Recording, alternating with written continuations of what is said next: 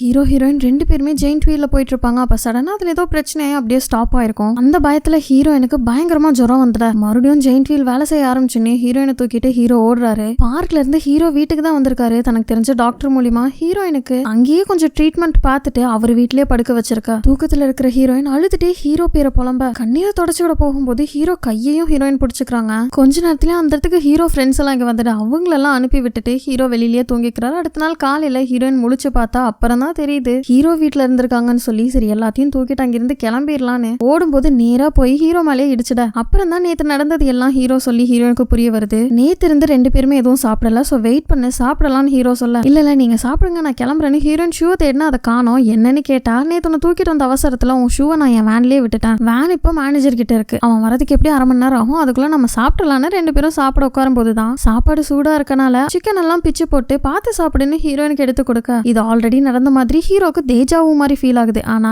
வேற ஒரு டைம் லைன்ல இது எல்லாமே நடந்திருக்கு. நேத்து நைட்டு தூக்கத்துல நீ ஒண்ணு பண்ண அப்படின்னு ஹீரோ சொல்ல உங்களை நான் ஏதாவது பண்ணிட்டேனா என்ன பண்ண சொல்லுங்கன்னு கேட்டா ஹீரோ அது சொல்லல. அதெல்லாம் இருக்கட்டும் சாப்பிடுன்னு விட்டுட. ஹீரோயினும் அவர் போட்டிருக்கிற செயின் பத்தி கேட்க வராங்க, பட் கேட்காமலே விட்டுடுறாங்க. சாப்பிட்டு முடிச்ச மேல் ஹீரோயின் ஷூவை ஒரு கபோர்ட்ல இருந்து எடுத்து வைக்க ஆமா நேத்து இருந்து சாப்பிடல பயங்கரமா ஃபீவர் வேற இங்க இருந்து ஓடிட்டேன்னா என்ன பண்றது, அதனாலதான் ஷூ இல்லன்னு சொல்லி அசால்ட்டா சொல்றாரு. ஹீரோயினும் அந்த ஷூவை போட்டு கிளம்பும் போது நானே உன்னை டிராப் பண்றேன்னு 2 பேரும் லாபிக்கு வராங்க. ஆனா அந்த இடத்துலதான் அந்த கில்லரை பத்தி விசாரிக்க கிம் வந்திருக்கான். ஹீரோயினை பார்த்த உடனே நீங்க 2 பேரும் என்ன டேட் பண்றீங்களா அப்படின்னு ஆச்சரியத்தோட பார்க்க அங்க இருக்கிற மத்தவங்களும் அதே தான் நினைக்கிறாங்க. அதுக்குள்ள ஹீரோயின் அங்க இருக்கிறவங்களுக்கு விசிட்டிங் கார்டு கொடுத்துட்டு நான் ஒரு பிலிம் இண்டஸ்ட்ரியில இருந்து வரேன், பிசினஸ் பத்தி தான் பேச வந்திருக்கோம், ஏன்னா இவரை வச்சு நான் அடுத்த ஒரு படம் எடுக்க போறேன், அது மட்டும் இல்லாம இந்த மாதிரி ரூமர்ஸ் எல்லாம் ஸ்ப்ரெட் பண்ணாதீங்க, அதனால என் வேலையே போயிடும் அப்படின்னு ஹீரோயின் சொன்ன மேல் தான் அப்பவும் வேலையை விட போறது இல்ல அப்படின்னு ஹீரோ சொல்றாங்க. போச்சா இனிமேல் ஹீரோயினால வேலையை விட முடியாது. கிம்மோ சரிவா நானே உன்னை டிராப் பண்றேன்னு ஹீரோயின் அங்கிருந்து கூப்பிட்டு போயிட வீட்டுக்கு வந்த ஹீரோவும் அவன் அவளோட பாய் ஃப்ரெண்டா இருப்பானோ எனக்கு பாய் ஃப்ரெண்டே இல்லன்னு அவ சொன்னாலே என்னவா இருக்கும் தலையை பிச்சுக்கிட்டு இருக்கும் போது தான் நேத்து நைட்டு ஹீரோனுக்கு கொடுத்த மெடிசன்ஸ் அவங்க எடுத்துட்டு போலாங்கிறத ஹீரோ பார்த்துட்டு சரி இது எப்படியாவது கொண்டு போய் கொடுக்கலாம் அப்படின்னு இருக்கும்போது தான் மேனேஜர் உனக்கு எதுக்கு சிரமம் நானே கொண்டு போய் கொடுக்குறேன்னு நிலமா புரியாம பேசிட்டு இருக்கான். அவனெல்லாம் சமாளிச்சுட்டு நான் தான் கொண்டு போய் கொடுப்பேன்னு ஹீரோவா அங்கிருந்து கிளம்ப இன்னொரு பக்கம் அந்த கில்லரை தேடுறதுல ரொம்பவே குறியா இருக்கான். அப்படிதான் ஒரு சிசிடிவி வீடியோ கிடைச்சிருக்கு. அதுல அந்த கில்லர் டாக்ஸி ஓட்டிட்டு போற மாதிரி இருக்கு, ஆனா நம்பர் சரியா தெரியல. அப்பதான் ஆப்போசிட்ல ஒரு கார் வர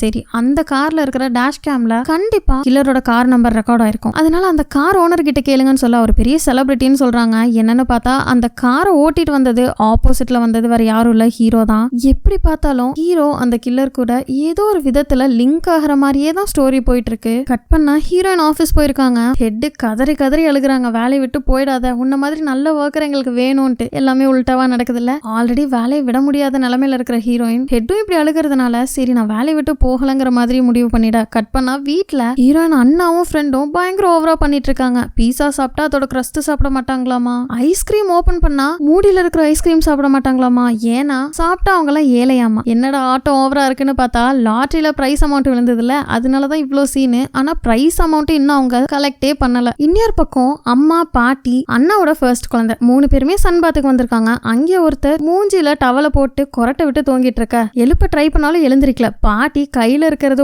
ஓங்கி மூஞ்சி மலையா அடிச்சிட யார் அடிச்சான்லாம் தெரியாது, ஆனா அவர் டக்குன்னு எழுந்திருச்சாரு. அதுக்கப்புறம் தான் இவங்களெல்லாம் பார்த்துட்டு பழைய கதையெல்லாம் பேசிட்டு இருக்க. என் பையனை கல்யாணம் பண்ணிக்கோன்னு சொன்னா பண்ணிக்கவே மாட்டேங்கிறான்னு அவரு புலம்பிட்டு இருக்காரு. அப்புறம் தான் ஹீரோயின் அம்மா ஒரு அருமையான பொண்ணு இருக்கா, சூப்பரான வேலை, அழகுல தேவதை மாதிரி இருப்பா அப்படின்னு நைஸா பிட்ட போடுறாங்க. யாருன்னு பார்த்தா தன்னோட பொண்ணு தான். என் பையன் அவ்வளோ அழகான பொண்ணுங்க கூட எல்லாம் நடிச்சிருக்கான், அது மட்டும் இல்லாம உங்க பொண்ணு நான் பாத்திருக்கேன் அவ்வளோன்னு அழகா இல்லையே, என் பையனுக்கு இப்போதைக்கு கல்யாணமே வேண்டாங்கிற முடிவுக்கு வந்துடுறாரு. ஆனா ஹீரோ என்னடானா ஹீரோயின் பின்னாடியே தான் சுத்திட்டு இருக்காங்க தெரிஞ்சோ தெரியாமலோ. இப்ப கூட ஹீரோயின் வீட்டு பக்கத்துல இருக்கிற பார்க்ல அண்ணாவோட கடைசி குழந்தைய பார்க்குக்கு கூப்பிட்டு வந்திருக்க. ஹீரோவும் ஹீரோயின் கிட்ட மெடிசன் கொடுக்க கிளம்புனாங்க இல்லையா, அதுக்காக தான் வந்திருக்காங்க. ஆனா இன்னும் ஹீரோயின் கிட்ட போய் பேசல. அப்ப சடனா கீழே எதையோ மிதிச்சு ஒரு சவுண்ட் வந்துட்டு ஹீரோ போய் ஒளிஞ்சுக்கிறாரு. ஆனா ஹீரோ போன் மட்டும் தவறி கீழே வலிக்கிட்டு வந்து விழுந்துட. போன்ல கூப்பிடுற பேரை பார்த்துனே வந்திருக்கிறது ஹீரோன்னு தெரிஞ்சிருது. அட்டன் பண்ணி வச்சா ஹீரோ பேரை சொல்லியே மேனேஜர் கத்துறான். அதுக்கப்புறம் அந்த சறுக்கு மரத்துல ஹீரோவும் சறுக்கிட்டு வந்துட. என்ன பார்க்க தானே வந்தேன்னு ஹீரோயின் கேட்டா இல்ல எனக்கு சறுக்கு மரத்துல விளையாட பிடிக்கும் அதுக்கு தான் வந்தேன், பகல்ல என்னால விளையாட முடியாது பாரு, அதான் நைட்ல விளையாட வந்தேன்னு ஹீரோ சொன்னா. சரி ஓகே நீ விளையாடு நான் கிளம்புறேன்னு கிளம்பும் போது தான் இல்ல ஒரு நிமிஷம் இரு, ஆல்ரெடி உனக்கு உடம்பு சரியில்லை, இப்ப நீ போட்டிருக்கிற ட்ரெஸ்ஸும் ரொம்பவே லைட்டா இருக்கு, குளிராதா, டேப்லெட்ஸ் நீ மறந்து வீட்லயே வச்சுட்டு வந்துட்டேன், கரெக்டா டேப்லெட் சாப்பிடுன்னு ஹீரோயின் கிட்ட கொடுக்குறாரு. அப்ப ஸ்டாலர்ல இருக்கிற குழந்தை அழக ஆரம்பிச்சுடா. ஹீரோயினுக்கு எப்படி சமாதானப்படுத்துறதுனே தெரியாம கஷ்டப்பட்டு இருக்காங்க.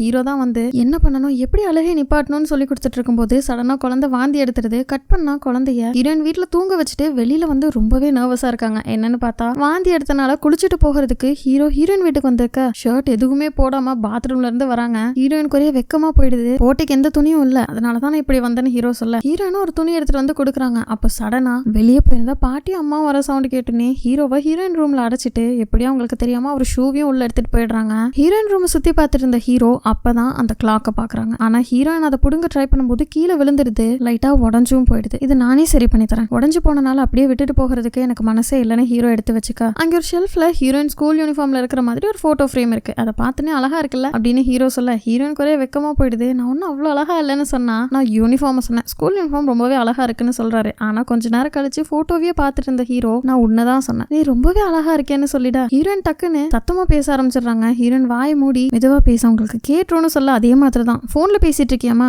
லேட் ஆச்சு, சீக்கிரம் தூங்குன்னு அவங்க அம்மா சொல்லிட்டு தூங்க போயிடுறாங்க. எல்லாரும் தூங்க போயிட்டாங்கன்னு கன்ஃபார்ம் பண்ண ஹீரோயின் ஹீரோ கையை பிடிச்சி வெளியில வர்ற கூப்பிட்டு வரும்போது இப்பெல்லாம் ரொம்ப ஈஸியா என் கையை பிடிச்சிக்கிற போல நல்லாதான் இருக்கு அப்படின்னு ஹீரோ சொன்னா வெடுக்குன்னு கையை எடுத்துட்டு ஹீரோவை வெளியில விடுறாங்க. அப்போ ஹீரோக்கு ஒரு விஷன், இந்த இடத்துல ஹீரோயினா ஒரு டைம் கிஸ் பண்ண மாதிரி அவருக்கு தோணுது. வீட்டுக்கு போன ஹீரோ இந்த மாதிரி தோணுச்சுன்னா என்ன அர்த்தம்னு கூகுள்ல சர்ச் பண்ணிட்டு இருக்கா. ஃப்ரெண்ட் அதை பார்த்துட்டு உனக்கு அந்த மாதிரி தோணுச்சுன்னா நீ அவளை லவ் பண்றேன்னு அர்த்தம்டா. சரி அதெல்லாம் இருக்கட்டும், நம்ம படிக்கும்போது நம்ம ஸ்கூல்ல பேண்ட்ல ரொம்பவே பாப்புலரா ஒருத்தர் இருந்தான்ல ஹேண்ட்ஸமா கிம்னு சொல்லி, அவன் இப்ப போலீஸா இருக்கான். அவன் உன்னை மீட் பண்ணணும், உங்ககிட்ட ஏதோ ஒரு ஃபேவர் கேட்கணும்னு சொன்னான்னு சொல்ல அடுத்த நாள் 2 பேரும் மீட் பண்றாங்க. கூடவே ஃப்ரெண்டும் இருக்கான். இவங்க 2 பேரும் இதுக்கு முன்னாடி மீட் பண்ணது இல்லைன்னா கூட ஹீரோயின் கிம் கூட பேசுறது ஹீரோக்கு பிடிக்கல, ஹீரோ கூட பேசுறது கிம்முக்கு பிடிக்கல. அதனாலேயே முறைச்சுக்கிட்டே தான் பேசிட்டு இருக்காங்க. அப்புறம் தான் தான் எதுக்கு வந்தாங்கிற விஷயத்த சொல்லி அந்த டேஷ் கேம்ல ரெக்கார்ட் இருக்கிற வீடியோ வேணும்னு கேட்க ஹீரோவும் கொடுக்குறேன்னு பேசிட்டு இருக்கும்போது அவங்க ஆர்டர் பண்ண காஃபி இங்க வந்துருது. செம்ம சூடா இருக்கு. ஆனா கிம்மும் ஹீரோவும் ஆல்ரெடி குடிக்க ஆரம்பிச்சிட்டாங்க. சூடா இருக்குன்னு குடிக்காம விட்டா அசிங்கம்னு சொல்லி 2 பேரும் போட்டி போட்டு குடிக்க இப்படி எல்லாமாடா போட்டி போடுவீங்கன்னு தான் நமக்கு இருக்கும். வீட்டுக்கு வந்த ஹீரோ அந்த டேஷ் கேம்ல ரெக்கார்ட் இருக்கிற வீடியோஸ் எல்லாம் போட்டு பிளே பண்ணிட்டு இருக்கும் போதுதான் அந்த டாக்ஸியோட நம்பர் பாக்குறாரு. அது பார்த்தோன்னே இவருக்கு மறுபடியும் அந்த டாக்ஸி ஆல்ரெடி பார்த்த மாதிரி அந்த டிரைவரை பார்த்த மாதிரி ஒரு விஷயம் வருது. ரொம்பவே குழம்பி போயிருக்காரு. ஏன்னா இது எல்லாமே வேற ஒரு டைம் லைன்ல நடந்த விஷயம் தானே. கட் பண்ணா அடுத்த நாள் ஹீரோயின் அண்ணாவும் ஃப்ரெண்டும் அந்த லாட்டரி மணியை கலெக்ட் பண்ண வந்திருக்காங்க. செம்ம குஷியில இருக்காங்க. இன்னொரு பக்கம் ஹீரோயினுக்கு ஒரு கெட் டுகெதர். கூடவே ஹெட் ஹீரோ அவரோட மேனேஜர்னு எல்லாரும் உட்காந்து சாப்பிட்டுட்டு இருக்கும் போது எனக்கு அந்த படத்தோட எண்டிங்ல கொஞ்சம் விருப்பம் இல்லாத மாதிரி இருக்கு. சேட் எண்டிங்கா இருந்தா மக்களுக்கு பெருசா பிடிக்காது.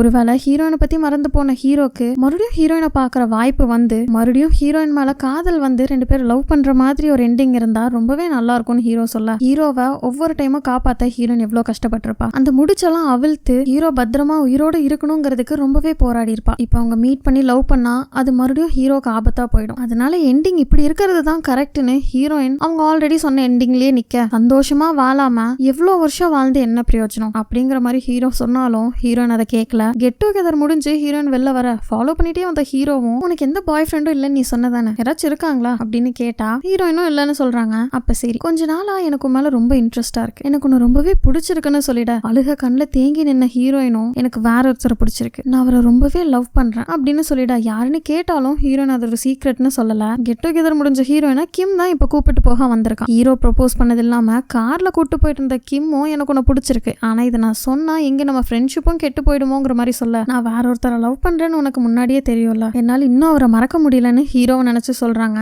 கொஞ்ச நாளே எல்லாமே மாறும்னு நினைக்கிறேன்னு கிம் சொல்ல மாறினா நல்லா தான் இருக்கும்னு ஹீரோயின் மனசுலயே நினைச்சுக்க கொஞ்ச நேரத்துல வீட்டுக்கு வந்த ஹீரோயின் பாட்டி மட்டும் தூங்காம உட்காந்துருக்கிறத பாக்குறாங்க. ஆனா வீட்டுக்கு வந்த ஹீரோயினை பார்த்த பாட்டியோ வாமா வண்டியா சாப்பிட்டியா அப்படின்னு கேக்குறத பார்த்த உடனே ஓடி போய் கட்டி பிடிச்சுக்கிறாங்க. ஏன்னா பாட்டிக்கு எல்லாமே மறந்துருக்கும், குழந்தை மாதிரி பிஹேவ் பண்ணிட்டு இருந்திருப்பாங்க. உங்களுக்கு எல்லாமே ஞாபகம் வந்துருச்சா அப்படின்னு கேட்க எனக்கு எதுவுமே மறக்கலையே, அப்படியே எனக்கு மறந்திருந்தாலும் என் பிரெயின்ல இருந்து மட்டும்தான் அது காணாம போயிருக்குமே தவிர அது என் உயிரோட கலந்துதான் இருக்கும். அவ்வளோ மெமரிஸும் கண்டிப்பா எங்கேயும் போயிருக்காது. ஒரு சில டைம் எங்க அம்மாவை நான் மிஸ் பண்ணுவேன், அப்போ ஒரு 3 வயசு குழந்தையாவே நான் மாறிடுவேன். ஒரு சில டைம் என் ஹஸ்பண்டை மிஸ் பண்ணுவேன், அப்போ எனக்கு 18 வயசு ஆயிடும். என் பேரன் பேத்திகளை மிஸ் பண்ணா நான் பாட்டியா மாறிடுவேன். அப்படிதான் இப்ப நான் உன்னை மிஸ் பண்ணேன். எந்த ஒரு ஞாபகமும் நம்ம கூடயே தான் இருக்கும், எதாலையும் அதை மறக்க வைக்க முடியாது அப்படிங்கிற மாதிரி சொல்ல ஹீரோயினுக்கு பாட்டிக்கு எல்லா ஞாபகமும் வந்ததுல ரொம்பவே சந்தோஷம். ஆனா பாட்டி சொன்ன மேல் தான் என்னதான் நம்ம விதியை மாத்த ட்ரை பண்ணாலும் ஹீரோக்கும் கிம்முக்கும் நம்ம மேல இருக்கிற லவ் மாறாதுங்கிறத புரிஞ்சுக்கிறாங்க. அடுத்த நாள் போலீஸ் ஸ்டேஷன்ல கிம்முக்கு கில்லர் ஒர்க் பண்ற டாக்ஸி கம்பெனியோட பேர் கிடைச்சிருச்சு. உடனே அங்கே போய் பார்த்த மேல் தான் கில்லரோட ஃபேஸை ஃபர்ஸ்ட் டைம் கிம் பாக்குறான். அது மட்டும் இல்லாம அவன் அரெஸ்ட் பண்றதுக்கு வாரண்ட்டும் கிடைச்சிருச்சு. இன்னைக்கு அவன் வேலைக்கு போயிருக்கான். ஷிஃப்ட் முடிச்சுட்டு அவன் எங்க வருவான் என்ன ஏதுன்னு எல்லா டீடைல்ஸும் கலெக்ட் பண்ணிக்க இன்னொரு பக்கம் ஹீரோயின் ஒர்க் பண்ற கம்பெனிக்கு தான் வந்திருக்காரு. ஏன்னா அங்கேதானே அவர் அடுத்த படம் பண்ண போறாரு. ஆனா ரொம்ப நேரம் ஆயும் ஹீரோயின் இங்க வரல. ஹீரோயின் எங்கன்னு கேட்ட மேல் தான் தெரியுது நான் கத்துக்க வேண்டியது இன்னும் நிறைய இருக்கு, அதனால நான் வேலையை விட்டு நின்னுக்கிறேன்னு ஹீரோயின் வேலையை விட்டு நின்று தெரிய வருது. அதனால ஹீரோயின் அங்கிருந்து கிளம்பி வர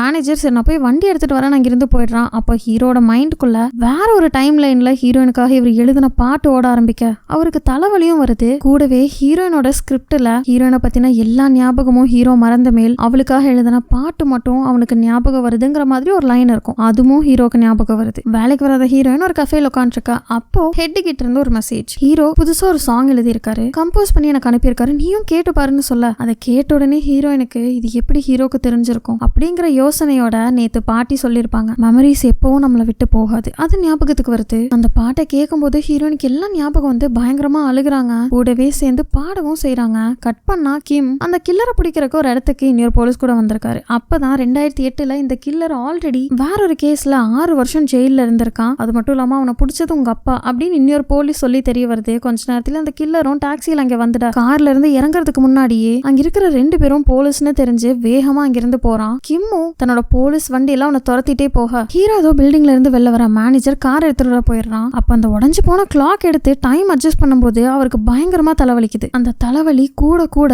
கொஞ்சம் கொஞ்சமா ஹீரோயின் பத்தின எல்லா ஞாபகமும் ஹீரோக்கு வர ஆரம்பிக்குது. அப்பதான் தூரத்துல மஞ்சள் கலர் கொடையை பிடிச்சிட்டு ஒரு பொண்ணு நிக்க. அந்த கொடையோட சேர்ந்து பார்க்கும்போது ஹீரோக்கு அது ஹீரோயின் மாதிரியே இருக்கு. ஹீரோயின் பேரை கத்திக்கிட்டே ஓட இன்னொரு பக்கம் கஃபேல இருந்து கிளம்பின ஹீரோயினுக்கும் ஹீரோ கூப்பிடுற மாதிரி இருக்கு. ஆனா திரும்பி பார்த்தா யாருமே இல்ல. அவருக்கு ஆல்ரெடி பயங்கரமா தலைவலிக்கிறதுனால அவர் சரியா ரோட் கிராஸ் பண்ண முடியல. அதே ரோட்ல தான் கில்லரை கிம் சேஸ் பண்ணி வந்துட்டு இருக்கான். விட்டா கில்லர் ஹீரோவை ஏத்தி கொன்னுருவான். அதை கவனிச்ச கிம்மும் படு வேகமா காரை ஓட்டிட்டு வந்து கில்லரோட காரை தடுத்து நிப்பாட்டிட அந்த இடத்துல ஹீரோ தலைவலியில விழுந்துடுறாரு. ஹீரோயின் டைம் டிராவல் பண்ணி வந்தது எதுக்காக? ஹீரோவை பார்க்க கூடாது, லவ் பண்ணக்கூடாதுன்னு ஹீரோயின் நினைச்சது. ஹீரோயின் நெருங்கி வரும்போதெல்லாம் விலகி விலகி போனது அப்படின்னு ஒரு விஷயம் கூட இல்லாம எல்லாமே ஹீரோக்கு ஞாபகம் வர இப்படியே இந்த 15th எபிசோடு முடியுது. நாளைக்கு ஈவினிங் 16th எபிசோடு, அதாவது கடைசி எபிசோட் மிஸ் பண்ணாம பாருங்க. பாய்.